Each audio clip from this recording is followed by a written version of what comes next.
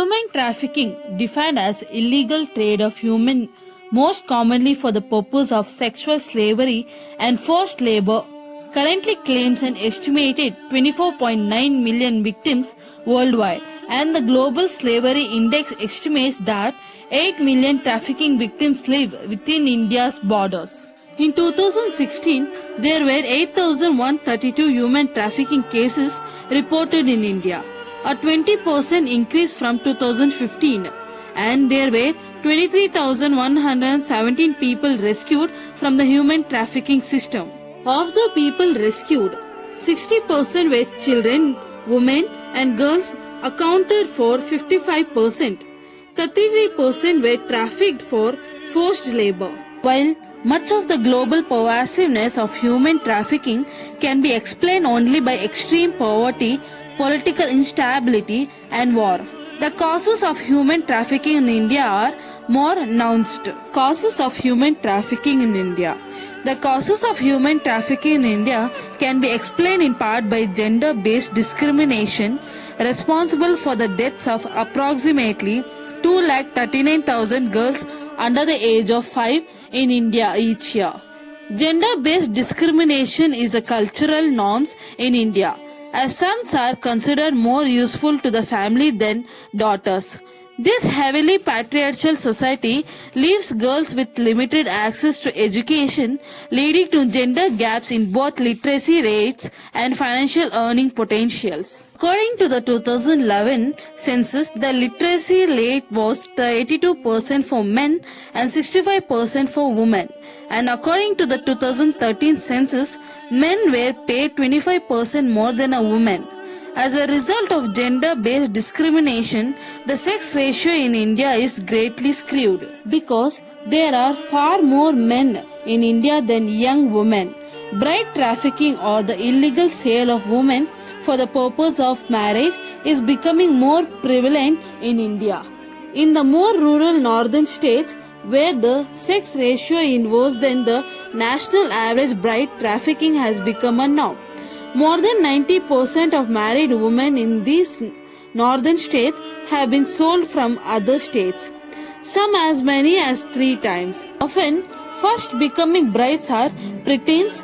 Gender-based discrimination in India has perpetuated a societal structure that strongly favors males over the females to the point of self-destruction, as a men are unable to find wives, thus driving demand for the human trafficking of women in India for the purpose of marriage. Sex trafficking. Another cause of human trafficking in India is the lack of opportunity in India's poor communities, especially for uneducated women to provide for their families. In 2012, only 43% of women in India worked regular wage or salaried position. Victims of sex trafficking in India are predominantly young, illiterate girls from the impoverished families in rural states. Although poverty is decreasing in India, 28% of the population still lives below the poverty line. Poor communities are especially vulnerable to human traffickers, as they often offer better job opportunities or debt relief to their victims. With offers like these are hard to decline for young women. Sex trafficking victims average 10 to 14 years of age, down from its previous average of 14 to 16, because of younger girls are thought to be less likely to carry sexual transmitted diseases.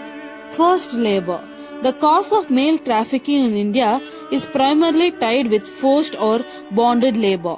Bonded labor, defined as a system of forced or partly forced labor under which a debtor or any member of the debtor's family, for the benefit of creditor, is deeply entrenched in India's social structure.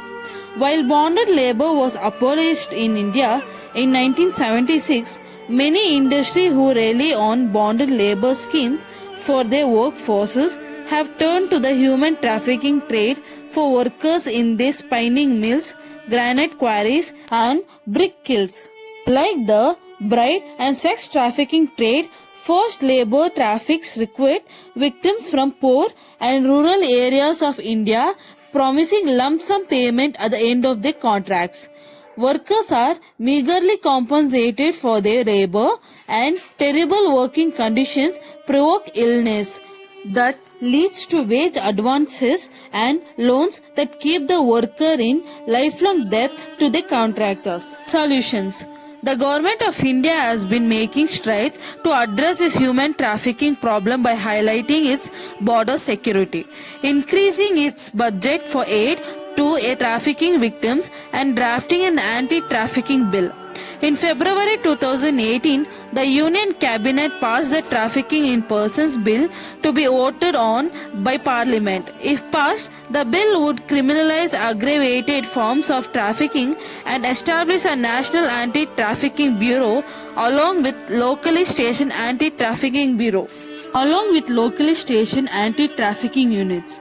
This bill also includes methods to rehabilitate victims, addresses physical and mental trauma, and promoted education, health, and skill development. Additionally, the Rescue Foundation, established in 2000, helps to investigate, rescue, and rehabilitate victims of human trafficking in India. Rehabilitation programs include education, computer training, legal aid, and counseling. As a result of the Rescue Foundation, more than 5,000 victims have been rescued and more than 15,000 has been rehabilitated and repatriated. The causes of human trafficking in India include gender discrimination, a vulnerability of the impoverished to support their families. Trafficking industries in India are taking advantage of the plight of India's disadvantaged and impoverished population for the benefit of others, as trafficking victims are rarely paid as they are promised. However, human trafficking in India seems to be enhanced as the government progresses in reducing human trafficking in the nation by increasing its border security, aid for the trafficking victims, and passing the Trafficking in Person Bill to Parliament. Moreover, non-governmental organizations like the Rescue Foundation have been successful in rescuing, rehabilitating, and repatriating victims of trafficking back to their families.